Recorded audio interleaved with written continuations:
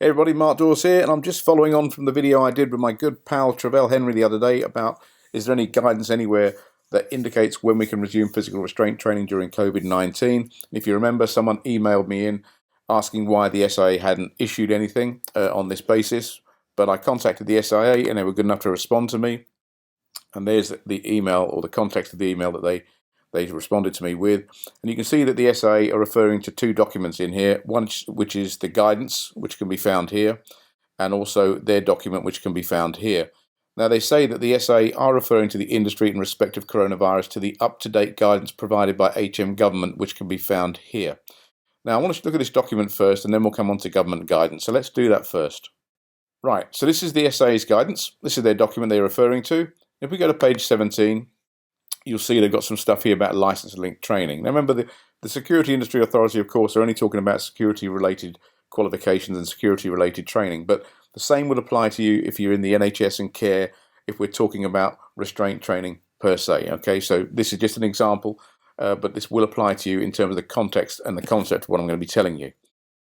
It says here, can we still deliver license-linked training? We encourage you to follow government guidance at all times with regard to social distancing. Refer to your organisation for clarification. So let's take a look at the government guidance, which the SIA also referred to in their email. Well, this is the website here that they point us towards, which is gov.co.uk, coronavirus COVID-19. And this is the guidance here. Now, I've been through all of this, and I can't find anything specific to restraint training or any kind of physical skills training. The closest we can get to that is in this section here on working safely. So let's have a look at that.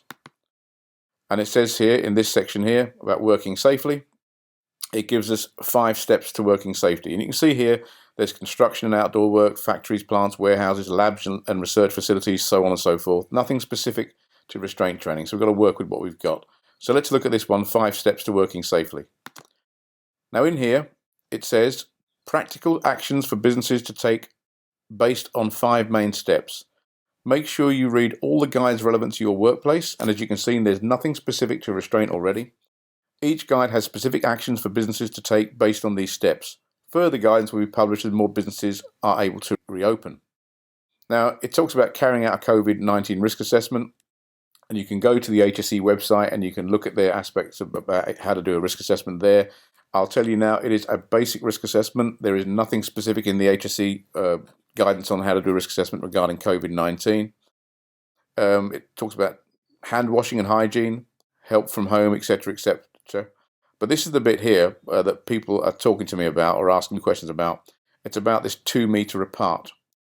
And it states here, where it is not possible for people to be 2 meters apart, you should do everything practical to manage the transmission of risk by. And it talks about this stuff here. Now, this is the bit here. Do everything practical to manage. People think that as long as they do what they think is practical, that's the important bit. That's actually not right. This is guidance, okay? And the word practical here is misleading. What the HSE refer to is something called reasonably practicable.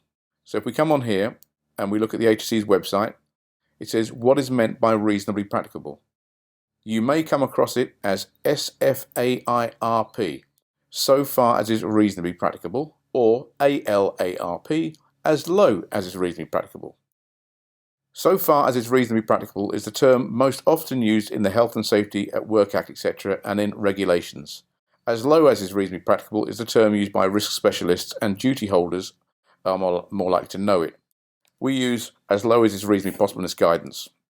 In HSE's view, the two terms are interchangeable, except if you are drafting formal legal documents when you must use the correct language and phrase. It talks about the definition set out by the Court of Appeal in its judgment in Edwards versus National Coal Board in 1949. And it says this, reasonably practicable is a narrower term than physically possible.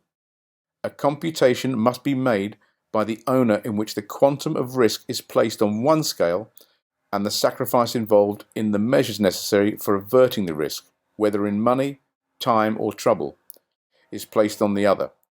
And that, if it be shown that there is a gross disproportion between them, the risk being insignificant in relation to the sacrifice, the defendants discharge the onus on them. In essence, making sure the risk has been reduced as low as is reasonably possible is about weighing the risk against the sacrifice needed to further reduce it. The decision is weighed in favour of health and safety because the presumption is that the duty holder should implement the risk reduction measure.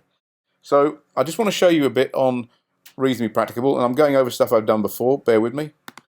Under the Health and Safety at Work Act, Section 2, duty to employees, and obviously Section 3 is the duty of care to everyone else.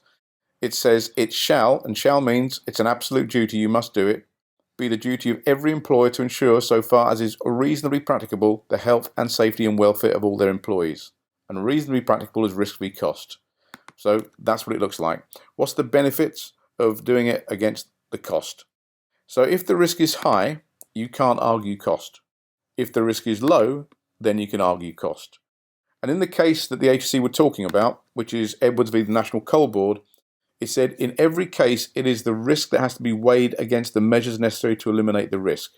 The greater the risk, no doubt, the less will be the weight to be given to the factor of cost. Now in this case specifically, Mr. Edwards died when a section of road above him, the ceiling, collapsed on him and he died in a coal mine. Now, the coal board argued that over half the mine was shored up, and they said that it was reasonable and practical for them not to shore up all the mine, and that's the defence they argued against. They were prosecuted on the basis that the prosecution said, we're not interested in what other parts of the mine were shored up, we just want to know why consideration hadn't been given to shoring up the part above Mr. Edwards that collapsed on him and died. So I want you to think about the concept of that, because you may have certain things going on in certain areas that are great, but when something happens, it actually addresses the specific incidents of the situation at that place in that time, and that's the argument you have to actually deal with. So just to go back to this, reasonably practicable is the legal definition. Practical isn't, and this is confusing people because people think, well, if I do all that's practical, I've done enough. No, it must be reasonably practicable. Now, interestingly, I got this through my email the other day, and this is from Lexology, and it's from Denton's here, and these are lawyers, and they talk about the guidance, the government guidance you've just seen. And it says here, does government guidance constitute law? If I follow the guidance, do I have a defence from liability? And it says the government has published its latest coronavirus guidance, including general guidance entitled Our Plan to Rebuild the UK Government's COVID-19 Recovery Strategy, and B, specific guidance on working safely through coronavirus for particular work activities and sectors.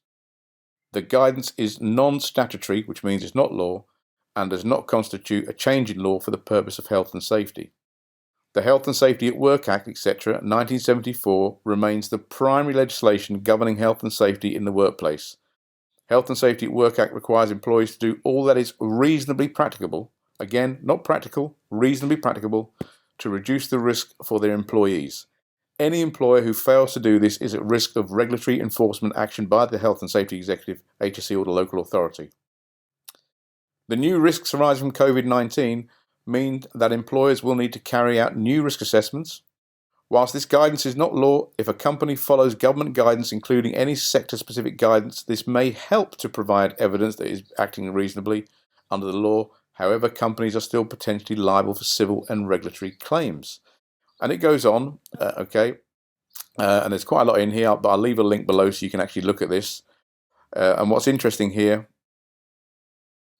it says, does the employer's duty of care towards employees also extend towards those persons retained by the company on a consultancy basis? Under the Health and Safety at Work Act, the employer owes a duty of care to protect employees, contractors, and any other persons who come into contact with the company, including members of the public. This means the duty will extend to those hired by the company on a consultancy basis. And finally, down here, it says here, does the following guidance act as a defence, and they're referring to the government guidance you've just seen, for claims against me as an employer? Following the guidance and a supplemental industry guidance is certainly likely to help to mitigate the risk of prosecution under health and safety legislation and of civil claims. It will not, however, provide you with a guaranteed defence, nor will it safeguard you from civil or regulatory claims. It will, however, be a key way of showing you have met the duty of care to your employees. In the event of regulatory enforcement action, including prosecution, it may assist in defending or appealing any enforcement action or mitigating any fine. Meticulous record keeping, and I know Travell goes on a lot about that, but meticulous record keeping around change to systems, procedures and processes may also help to avoid claims in the first place and may assist you in regulatory investigations. So I just want to reinforce this. The Health and Safety at Work Act has not been redacted, amended or suspended. It's the primary piece of legislation when it comes to managing risk. This guidance here is non-statutory guidance, okay? It is just advice by the government, and as you've seen here, there is nothing specific to restraint. So just to be absolutely clear, if you are thinking about restarting any training programs where there's going to be face-to-face interaction with people, particularly with restraint, where we're going to have to breach this 2-meter rule, this guidance rule, then your risk assessment has got to be thorough. It's got to be a suitable and sufficient risk assessment, which means it must go in enough depth to cover all the suitability. And remember, I've said this before, when you introduce protective equipment, you also introduce additional hazards that have to be looked at. And a risk assessment, this is the important bit, must be done by a suitably qualified and or competent person. That's the key message. Well, I hope that helps. I know a lot of people have been looking at the wording here about practical, and I've even had someone on a Facebook post say to me, well, we're doing everything that's practical. All the guidance requires to do is to do what's practical. That is right. The government guidance requires you to do what's practical, but it's only guidance. What the law requires, the Health and Safety at Work Act legislation requires, is that you do everything that is reasonably practicable to reduce the risk to its lowest possible level. Hope that helps. Any questions, any comments, leave them below. Thanks ever so much.